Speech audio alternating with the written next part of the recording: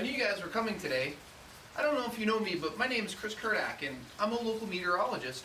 But I also have been farming and gardening for a long time, and I'm really excited to share what I've learned over a long period of time with you. And today I decided on this kind of gloomy and very wet day, the end of mud season or the beginning of spring, I don't know how you want to look at it, but we're going to start some seeds today for my gardening outside, which hopefully we'll be able to put in about a month or two. Well, if you're starting seeds, you have to start with soil. That's pretty as low as you can go. And I have a couple options, but my best suggestion to you is make a good investment and get a good quality soil. I have two soils here, and one soil says it's ready to use in the pot. That means it's pretty well hydrated, where the one I'm using today is this one right here. And it's a potting soil, but it needs to be a little bit watered first, or have a little bit more hydration before you get it in with your potting materials. After selecting your mix, you need to make sure if it needs to be hydrated or not. This particular mix does. This mix back here doesn't. But I'm actually pouring this mix in a Rubbermaid container.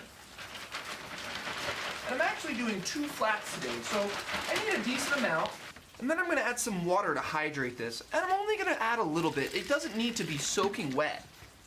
You're going to mix it around a little bit. It doesn't need to be too heavy.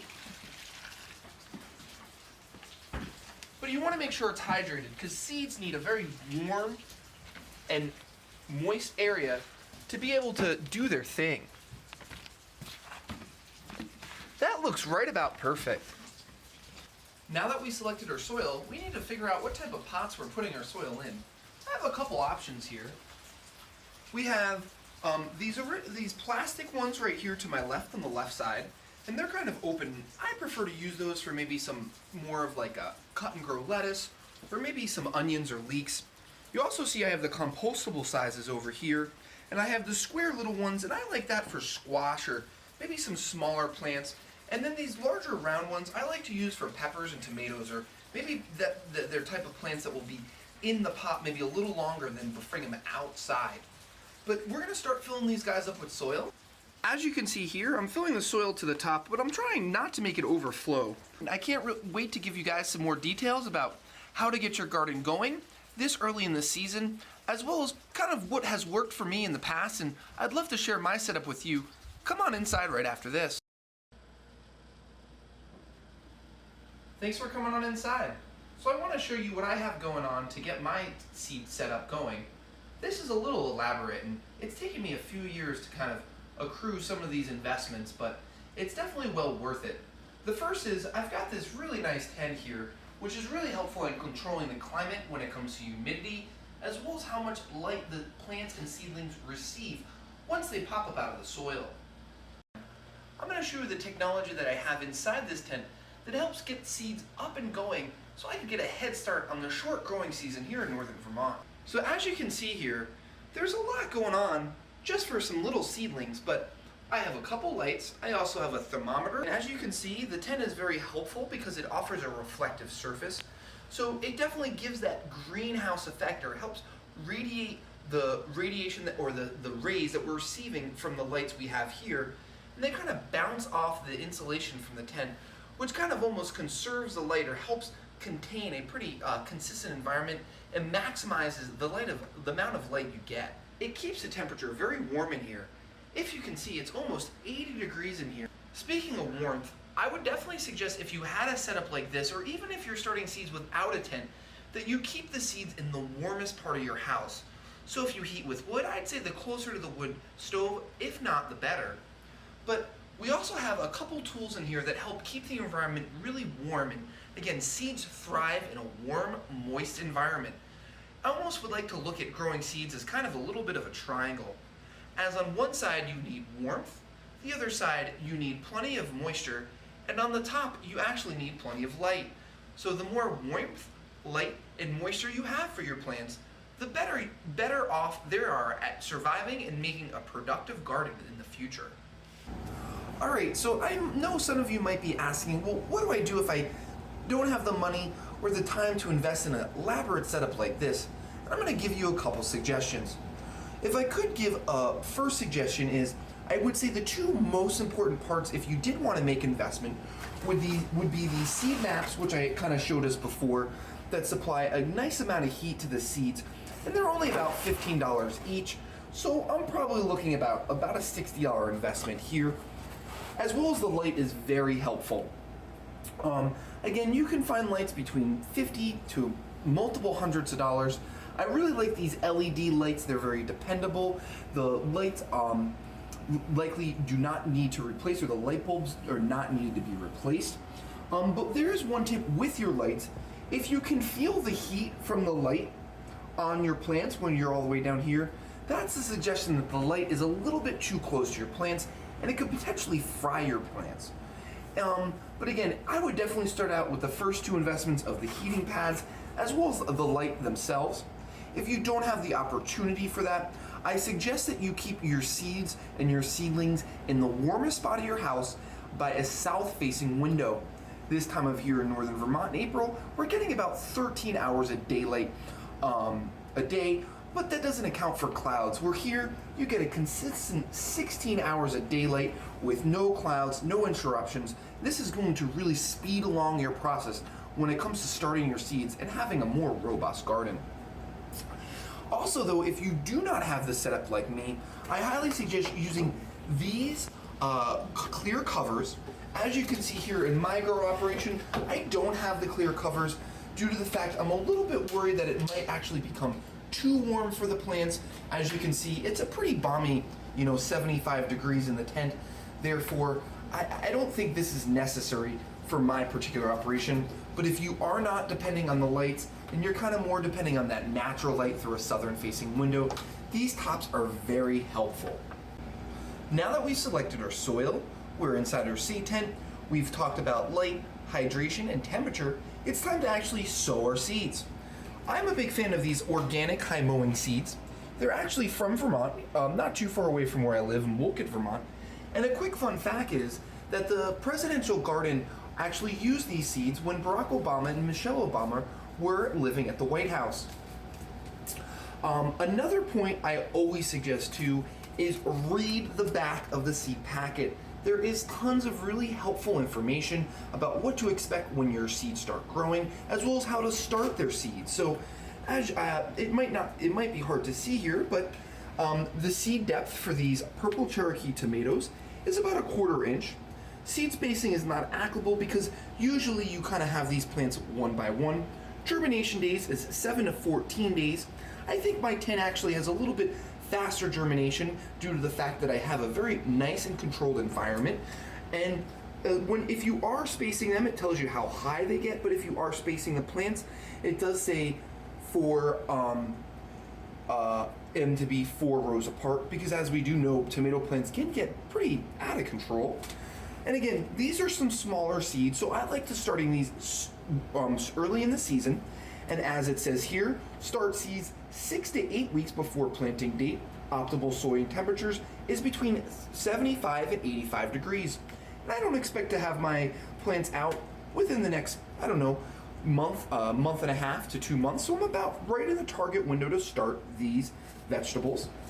I also have some pie pumpkins here, which are definitely a very different seed than tomatoes. They're a bigger seed. The suggestion on this says to start these inside between 3 and 4 weeks before your planting date, so it is a little bit early. It also tells you make sure to get these outside after the chance of frost. I will actually give another video that tells us what to do when our seeds are ready to go outside and kind of how to start our garden outside of the tent. So, and again, their planting depth is between 1/2 to 1 inch. And the seed spacing, it gives you all this very helpful information here. 2 other seeds which are pretty tricky to germinate are leek and onion seeds. To be honest, in the past, I've actually kind of gotten leek and onion sets from the nursery. This year I'm trying to do them. They're kind of finicky and very tough seeds to grow as they're very small. They take 10 to 12 weeks before you have to bring them outside. And just like the tomatoes, they like the warm climate between 75 and 85 degrees Fahrenheit. And again, they could be a little bit tough. First off is I'm going to start with these tomato seeds here. And it says for about 1/4 inch on the depth of these seeds. And usually what I like to do is kind of just put a finger in there, my finger right in there, a little hole. And for these seeds,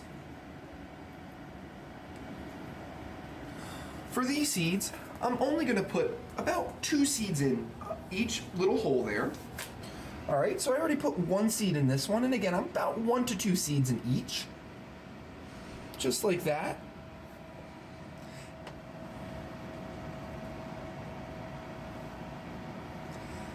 And one trick I like to do for my seeds is I like to keep an extra little container of dirt here, so that I'll be able to take the dirt and kind of just put it on top.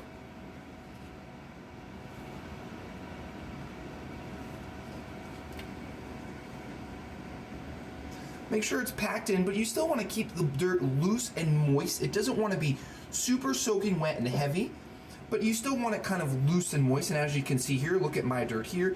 It's fairly well moist. It's able to kind of be a little bit crumbly there. But again, it's not sopping wet, because you don't want a sopping wet heavy dirt. And again, I did talk about dirt choices earlier in the lesson, so make sure to look back at that if you do have any questions. The next seeds I'm going to germinate here are these pumpkin seeds. And they say they take about a 1/2 inch to 1 inch depth, so I'm going to go a little bit longer. These seeds usually have no problem starting to germinate, so I'm actually only going to put 1 in each little container here. To be honest, these containers might be a little bit small for pumpkins, but I think they will do. As you can see here, the pumpkin seeds are very big, and rule of thumb, the bigger the seed, the less time it takes for it to germinate. I'm going to put only 1 seed in these here, and it says about a 1/2 inch to 1 inch deep. So I'm going to go fairly deep with these guys. And then again, I'm going to put my extra soil here and put it right on top. And again, make sure it's filled to the top. You don't want the soil too wet. Also, you don't want it too dry either. Kind of a nice crumbly, but it definitely should feel moist when you feel it. Another trick I've learned after a while is having a spray bottle on hand is very helpful to get your seeds nice and moist. If your plants get a little bit bigger like these guys, I suggest maybe kind of just spraying them, but if they need a little bit more water, kind of gently putting water on top of them, but definitely not over-watering them by any means. The next seeds we're going to do are these onion seeds. And again, onion seeds can be a little finicky. This is more of, I would say, an expert seed to start. But what I've learned is they work best in these open containers that don't have the different compartments like we put the tomatoes as well as the pumpkins in. And you can use your finger, but these are a very small seed, and I'll show us in just a moment. But I actually have this toothpick, and this suggests to keep them about a 1/4 inch or so apart from each other. And these seeds you might have to thin out a little bit, or kind of, take a few out afterwards. But again, you can use your finger as well. I kind of was trying to use this toothpick here. I think I'm going to be able to get maybe 4 to 5 rows in this mix right here. And again, they are very kind of small seed, as I will show us right now. They're fairly small, maybe not as small as the tomato seeds.